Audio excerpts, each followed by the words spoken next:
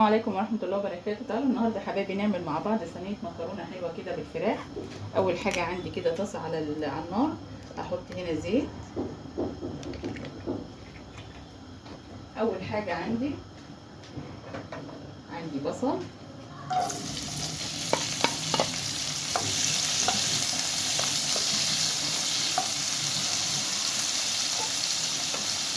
هبدأ كده أصفره بس كده شوية أو أدبله، أحط معلقة ملح معاه.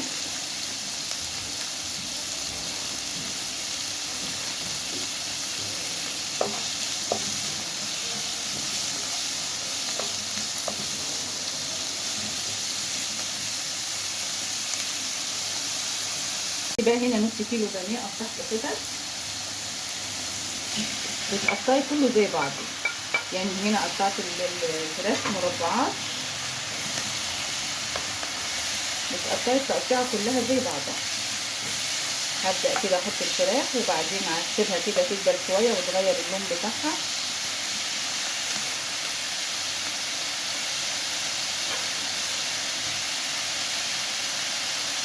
عندي هنا بقى البهارات، بهارات فراخ، عندي بصل بودر،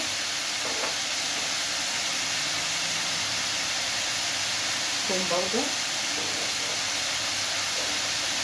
معلقه فلفل اسود،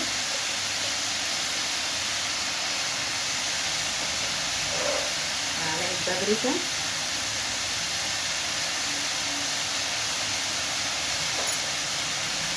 واقلب بقى كده كله في بعضه.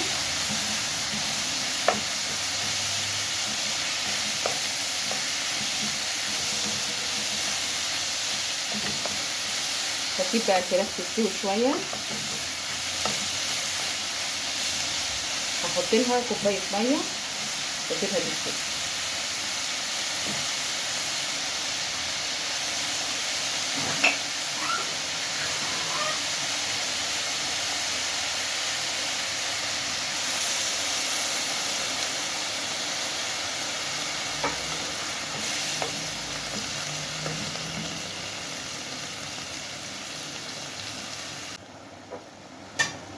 عندي بقى هنا فلفل الوان،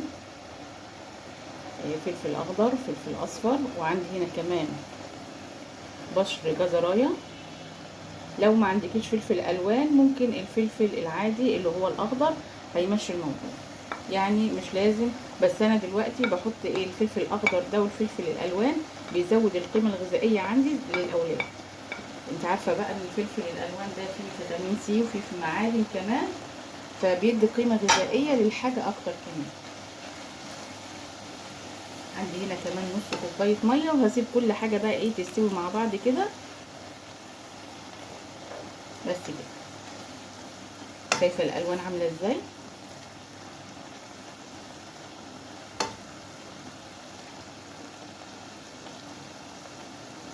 دي بقى هنا مكرونه اقلام كيس ونص سلقته، وبعدين بقى هحط الحاجه عليه. احط بقى كده الفراخ،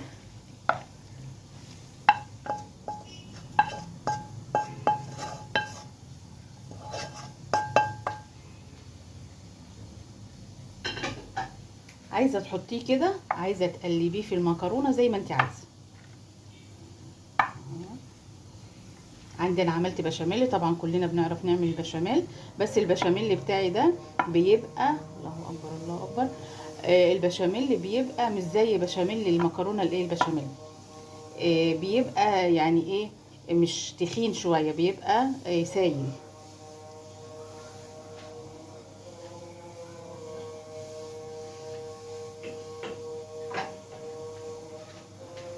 اهو.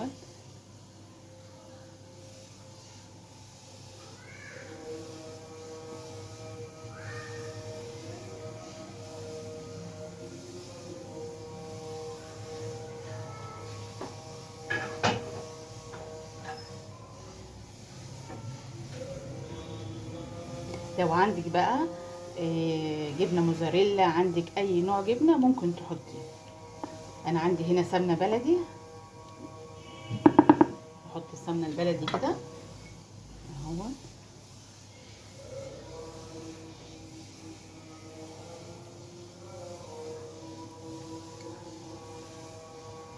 هدخلها بقى الفرن.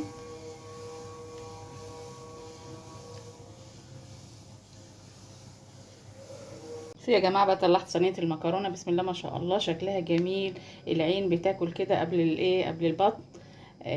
شويه سلطه بقى وشويه بطاطس، وبألف هنا، والسلام عليكم ورحمه الله وبركاته.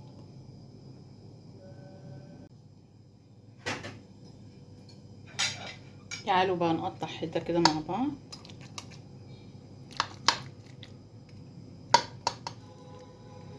بسم الله الرحمن الرحيم.